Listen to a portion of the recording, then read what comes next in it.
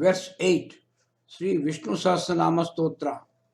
Ishanaha pranadaha prano jyeshtaha shreshtaha prajapatihi hiranyagarbho bhugarbho madhavo madhusudanaha.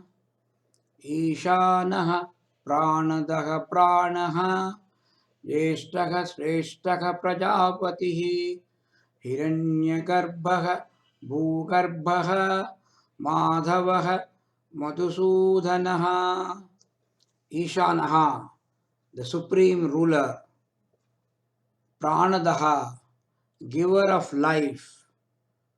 He is not only giver of life, he is the very life. Pranaha, Jyeshtaha, eldest, the most ancient. Shreshtaha, excellent, the best, the most powerful.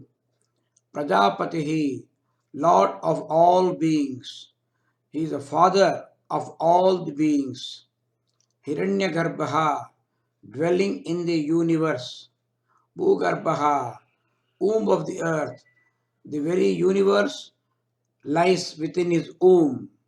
Madhavaha, consort of Lakshmi, having the dispenser of all wealth and prosperity.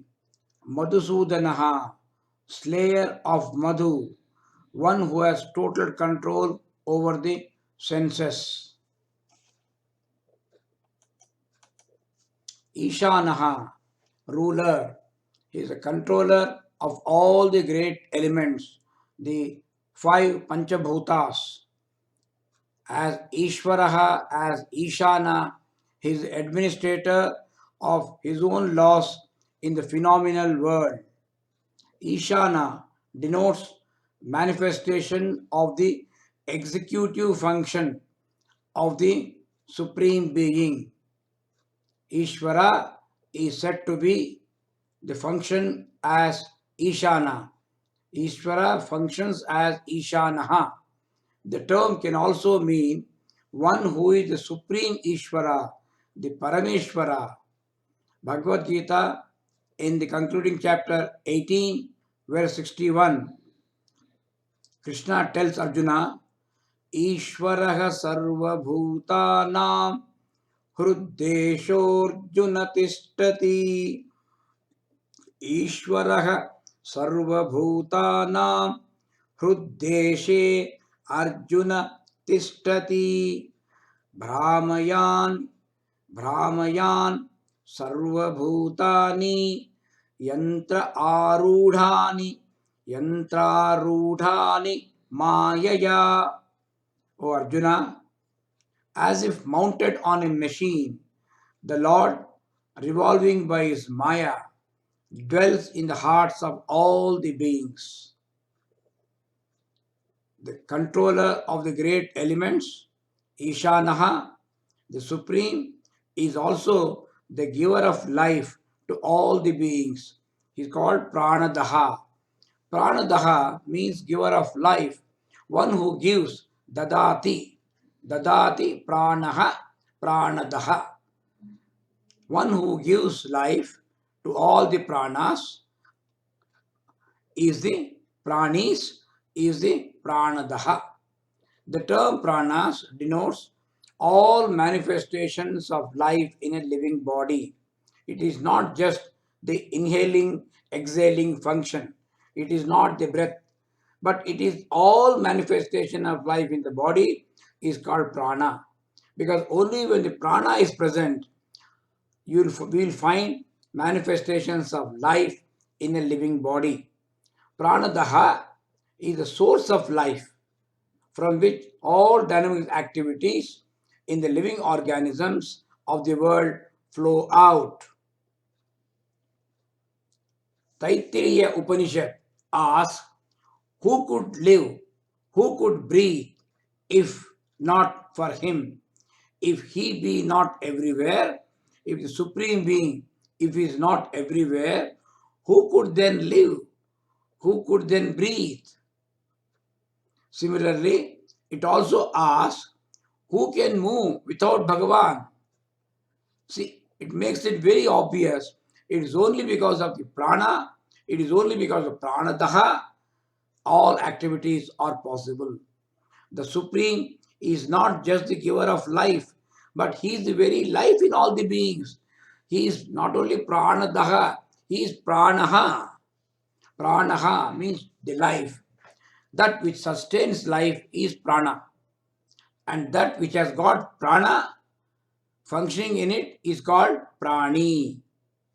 Since the Lord is termed as this very same prana, it means that He denotes every jiva, everyone who lives is only a manifestation of the Supreme Being. The immortal and the eternal is prana. The term prana can also mean that which gives life impulse even to the air. Even to the air which we breathe, it gets the life impulse because of the Supreme Being. And the air gets the capacity to sustain life. And this one flows from the same Supreme Being. So that's why we call Prana. It's called Prana Deva. In the Keno Upanishad, we read the Supreme is defined as Pranasya Pranaha. He is the prana of all pranas. Or you can say he is the prana of all pranis. Pranasya pranaha. He is the life of the life-giving vital air. Here pranaha means the oxygen or the vital air. And that vital air is getting the life-giving capacity from the Supreme. So Supreme is pranasya pranaha. Although giving life afresh to all the beings again and again, he himself is very ancient. He is called the eldest. He is Jeshtaha. He is older than anyone else. Jeshtaha, older than everybody else. The infinite is that which has been in existence even before the very concept of space and time came into existence. The concept of time has also emerged from the same Supreme Being. So the term is Jeshtaha is the superlative degree of the aged, elderly. Jeshtaha.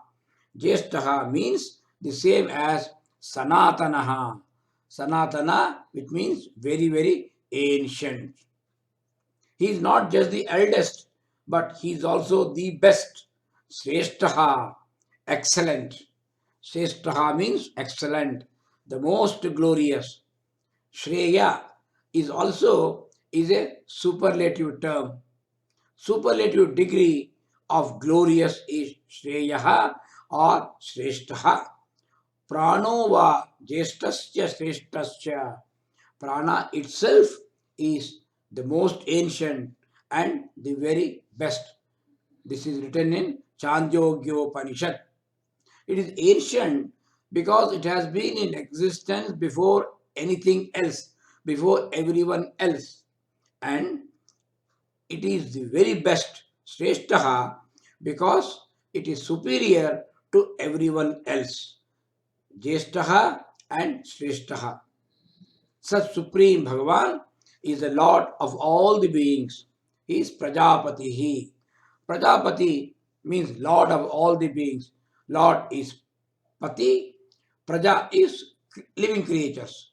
All living creatures, He is the Pati. He is the controller. He is the Lord. He is the consort. We can use any term. The term Praja also means children. Therefore, Prajapati means the great father to whom, for whom all beings in the living domain are his own children, are like his own children. Prajapati thus denotes the creator, the one who creates all the creatures. So, as Prajapati, the great father, the Supreme, always dwells in the universe. Hiranyagarbha. He dwells in the universe, dwelling in the universe. one who dwells in the womb of the world is Hiranyagarbha. The golden universe is an idiom in Sanskrit where gold denotes objects of fulfillment and joy. So one who dwells in them all is Hiranyagarbha. The term can also mean the creator, who being the very first is considered as the womb of all the objects. Now, Mahavishnu is said to be dwelling in the universe as per this name, Hiranyagarbha. Then what about the universe itself? The universe again is in the womb of Mahavishnu. So he's called Bhugarbha. Bhugarbha means womb of the earth. He's the very womb of the world. Bhuhu, the one from whom the world has emerged out. In the cosmic form of the Lord, this word occupies an insignificant, though a very sacred portion. Just as the fetus in the womb, constantly and lovingly nurtured and nourished by the very essence of the mother. So, Supreme takes care of the universe just like a loving mother. Bhugarbha. He preserves, he takes care, he protects the universe just like a mother takes care of his yet to be born baby. Bhugarbha can also mean protector or consort of Mother Earth. Bhuhu means the earth, the divine consort of Hari. Garbha means protector. So Bhugarbha means consort of the Mother Earth. Mahavishnu is the giver of prosperity to all the beings. He is because he himself is the consort of Mahalakshmi. Mahalakshmi, the presiding deity of wealth, is always with him. Madhavaha, consort of Lakshmi, or we can say Lord of Maya, the spouse of Mahalakshmi. The term can also signify the one who is ultimately experienced through a diligent practice of Madhu called Madhu technique, the Madhu Vidya of the Chandogya Upanishad. So this is one meaning. Madhava is one who can be attained through Madhu Vidya. Another meaning of Madhavaha, see, the first meaning was spouse of Mahalakshmi. The second meaning, what we are just seeing, is the one who can be attained to Madhu Vidya. The third meaning of Madhavaha can mean one who is silent, Mauni, who is the ever non-interfering observer, the Sakshi, Jagat Sakshi, Vishwa Sakshi, Sarva Sakshi, the silent witness of all the physical, mental, intellectual activities in the realm of the mortal world, which continuously undergoes change. He does not interfere, but in his presence, under his presiding, all these activities take place. Because without his grace, none of these activities are possible.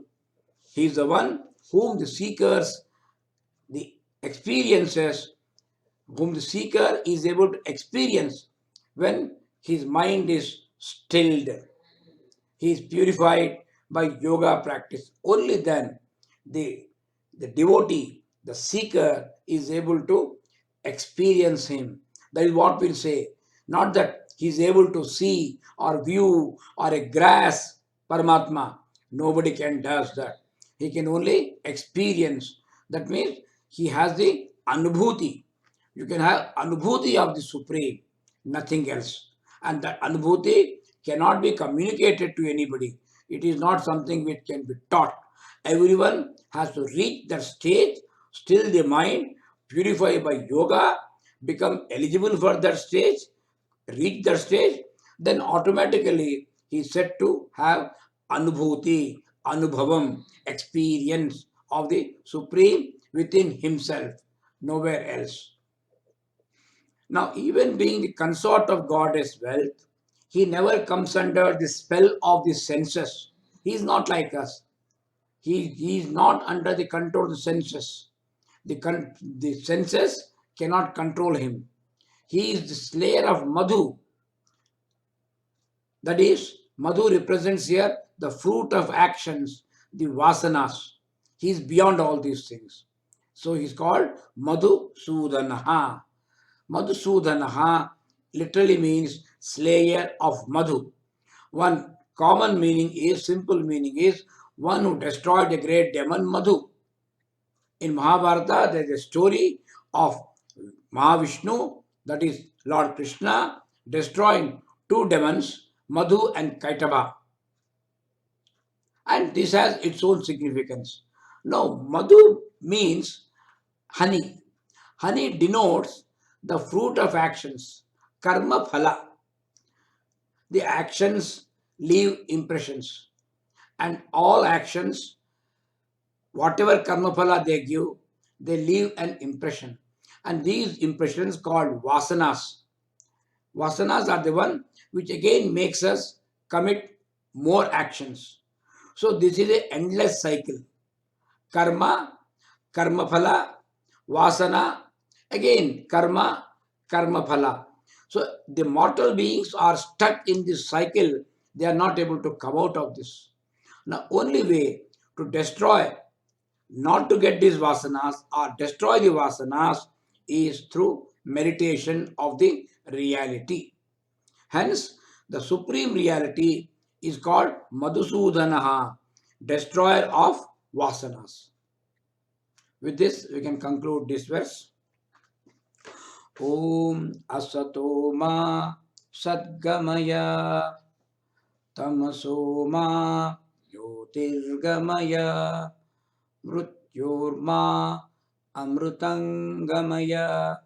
Om Shanti Shanti Shanti.